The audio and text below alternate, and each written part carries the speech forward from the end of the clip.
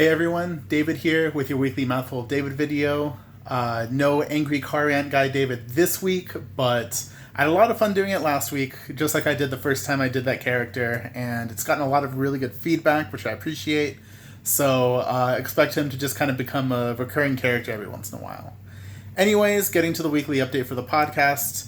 There isn't too much to report for the podcast. If you haven't heard it already, we did recently drop our second of our two-part episode series about Vladimir Lenin and the Bolshevik Revolution. So check those out if you haven't already.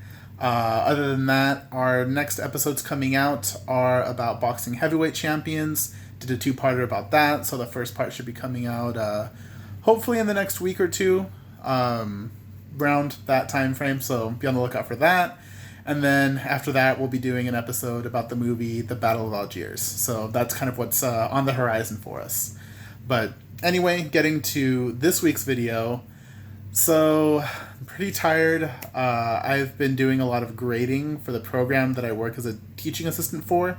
It's called Making of the Modern World. It's a class featured at UCSD, or a series of classes rather, and a requirement for some of the students there.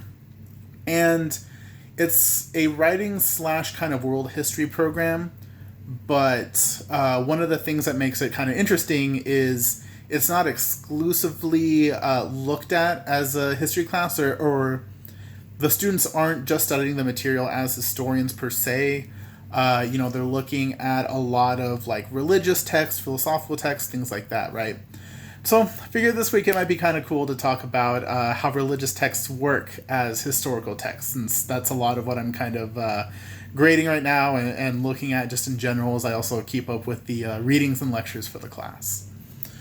So specifically what we've been looking at the last couple weeks are the Babylonian Epic of Creation, the Sumerian Epic of Gilgamesh. Those were last week's religious texts that are in the papers that I'm grading right now. And then this week we're studying the Hebrew Bible, aka the Old Testament, depending on your, religious outlook. And it's kind of interesting the way we study them, because we are taking them seriously in a scholarly way. We're not taking them at face value for, all the, miraculous, otherworldly things that happen, of course, but we are studying them as a sort of historical source. The same way that you might study, a painting about something that you're not sure actually happened. But, with sort of a cultural analysis of these materials too. So what do I mean by that, right?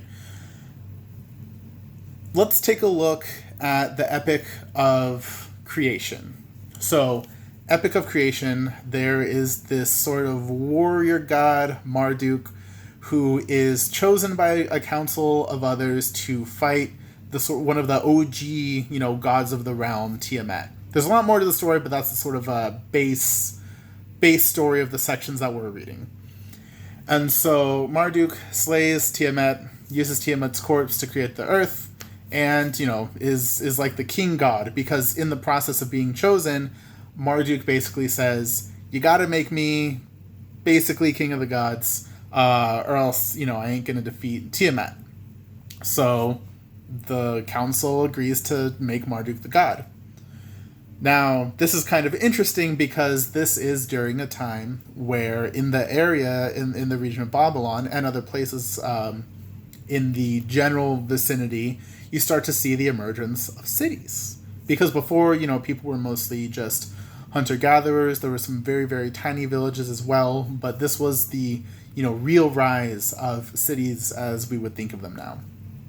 And so, because of that, even though this story probably didn't actually, happen, I mean, for all we know it did, but it almost certainly didn't, even though, the reality of the actual story at face value is questionable, it can be seen as basically giving the okay for the rise of kingships, because before, in bands of hunter-gatherers and in small villages, it was usually a council of elders who made decisions together. But as cities became increasingly complex, a lot of the time, not always, but a lot of the time, you see the rise of, central figures that are kind of the precursors to kings, right? And so the Epic of Creation can be seen as a metaphor for sort of accepting the rule of a central ruler as opposed to the more democratic systems that existed before on smaller scale societies. And so that's kind of how we study each of these different texts in the program. And so, you see a similar thing with Gilgamesh, the Epic of Gilgamesh. I'm not going to, reiterate the whole story here, but there's a lot of overlap in the themes, and there's, also additional themes in Gilgamesh, like accepting, your mortality and everything.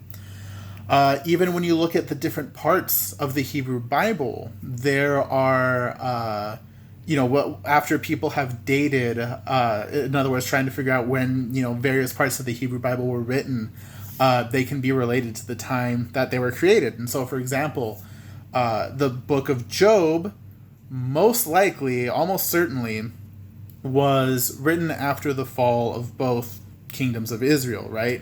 The north and the south. And so what happens in the book of Job, a guy suffers senselessly and horrifically. And so when you link that to the fact that, a lot of people are displaced from their old kingdom, they're probably in really dire straits, you can then kind of make the connection, okay, so this is reflecting the experiences of people during the time the book of Job was written. And so when looking at religious documents, you don't have to take them at face value. You don't necessarily have to believe what actually happened in these stories happened in real life, but you can look at it as a metaphor for what people are going through. And then after that, you can kind of compare the people mentioned in these religious texts to, other non-religious historical accounts and, see what you can kind of piece together. For example, you've probably heard, if you've studied like the Bible at all, but King David was likely, a real figure. Even Gilgamesh was actually likely a real figure. But of course, the difference between them being real historical figures versus everything that happened in these stories actually having happened is two very different realities. But, just kind of interesting to know which characters from these fables are real, which ones aren't. But anyways, that's my weekly video for all of you. Hope you liked it. Hope you're all doing okay out there. I'll have finished grading by next week's video, so hopefully I'll be able to, draw on something a little bit different than all this. But in the meantime, have a good week, and thanks again for listening. Bye.